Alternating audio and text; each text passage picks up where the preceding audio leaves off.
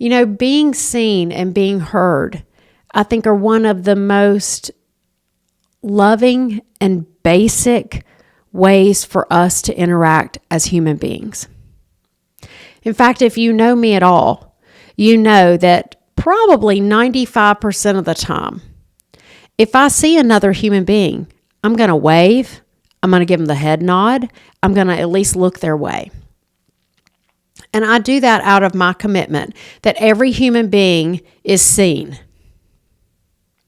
It's important to me to have people feel seen. But just as important is to have people feel heard. And I'm struggling with that right now. In today's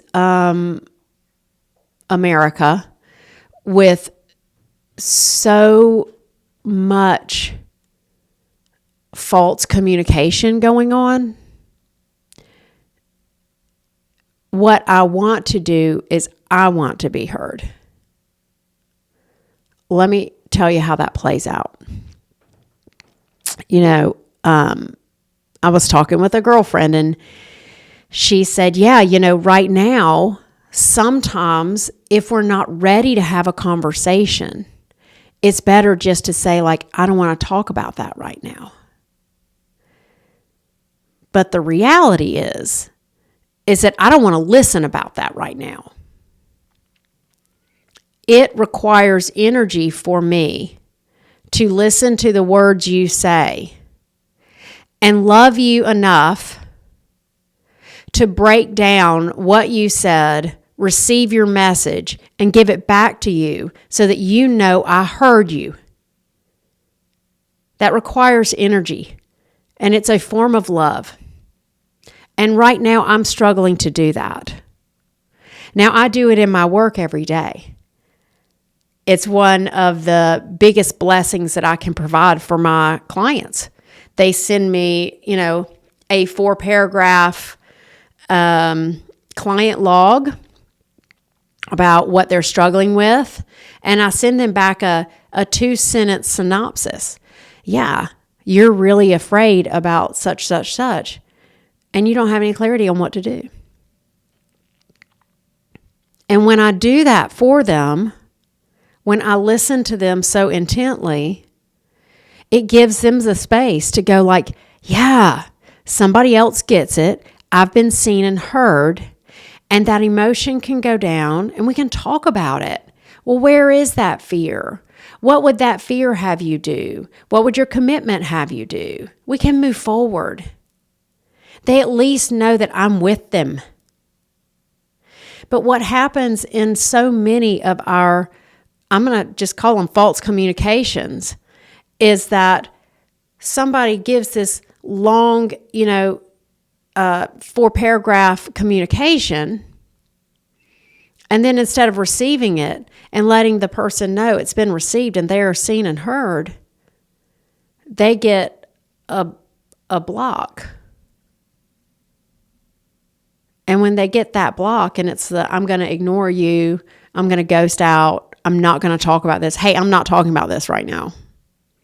I'm not talking about politics right now. I'm not talking about religion right now. I'm not talking about, whatever it is. It's almost like saying, I don't see or hear you. You're not important enough to me as a human being to let you have whatever thoughts and emotions you're having, and I'm not going to see you. I know that we all know right now how much energy and effort and intention it takes to be with people we love and see and hear them without trying to change them, without the yeah buts, without wanting to force our own thoughts into the conversation. And I think there's some space for that. I think instead of saying, I'm not ready to talk about this, call it what it is. I'm not ready to listen the way I want to listen to you right now. I want to listen to you with love and openness and curiosity. And I don't have that right now. Can we check back in 2 days?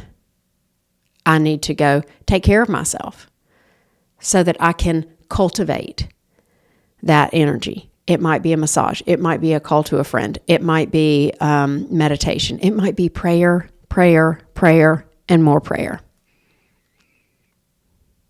I have some friends who are very close to me that I've been avoiding, and I need to clean that up because it's not okay. And I'll be taking care of that this afternoon so that I can let them know, hey, I love you, and this is hard for me right now, and I want to have the energy to listen to you. I think I'm going to leave you with that right there. Where are you ready to listen? Not talk, but listen. Because without the talking and the listening, we're not communicating. We're just all saying what it is for us.